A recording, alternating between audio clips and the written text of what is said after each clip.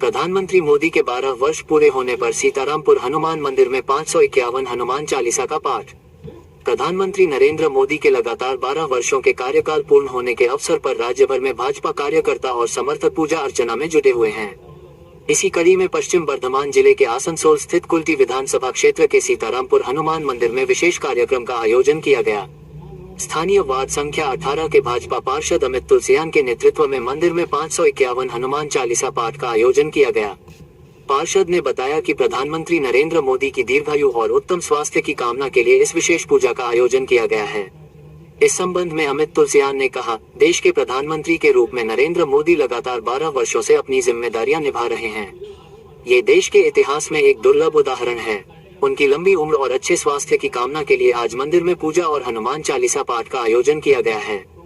राज्य के विभिन्न हिस्सों के मंदिरों में भी भाजपा कार्यकर्ताओं द्वारा इसी तरह के पूजा पाठ कार्यक्रम आयोजित किए जा रहे हैं। আজকে আপনারা যেরকম জানেন, আজকে ভারতের যশস্বী প্রধানমন্ত্রী নরেন্দ্র মোদীজি নির্বাচিত সব থেকে বেশি দিন সেবা করার প্রথম প্রধানমন্ত্রী হলেন ভারতবর্ষের, যিনি 4399 দিনের সেবা দিলেন ভারতবর্ষের জনগণকে।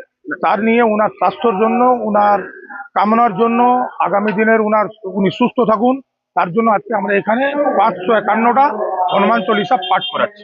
মানে এর আগে দেশের প্রধানমন্ত্রী যিনি ছিলেন প্রয়াত জওয়াহরলাল নেহরু, তার রেকর্ড ভাঙলেন। তার রেকর্ড উনি আজকে ভাঙলেন এবং 12 বছর আজকে সম্পূর্ণ হলো। 12 বছর 15 দিন। 12 বছর 15 দিন। ইতিমধ্যে দেখা যাচ্ছে রাজ্য জুড়ে মন্দিরে মন্দিরে পুজো হচ্ছে মোদীর দীর্ঘায়ুর কামনার জন্য। এই বিষয়ে কি বলবেন? এর আগে আপনারা যেভাবে দেখেছেন, এর আগে যে সরকারটা ছিল সে হিন্দুর ভগবানের নামে রেগে যেত। মমতা ব্যানার্জিকে যখন বলা হলো জয় শ্রীরাম, উনার রিয়াকশন গোটা পশ্চিমবঙ্গের মানুষ দেখেছে। তো এইরকম একটা ভয়ের পরিবেশ উনি তৈরি করে রেখেছিলেন যে হিন্দুরা পূজা করতে ভয় পেত। সেই পরিবেশটা ভোটের আগে যেটা আমাদের প্রধানমন্ত্রী যিনি বললেন ভয় মুক্ত বাংলা, তো আজকে মন্দিরে মন্দিরে যে পুজোগুলো আপনি দেখছেন এটা ভয় মুক্ত বাংলার পরিবেশের একটা প্রস্তুতি। আচ্ছা, আজকের পুজোটা কি মানে আজকে 24 ঘন্টা চলবে না মানে কতদিন? 551টা হনুমান চালিসা পাঠ হবে, তারপর হবন হবে, এটাই কর্মসূচি।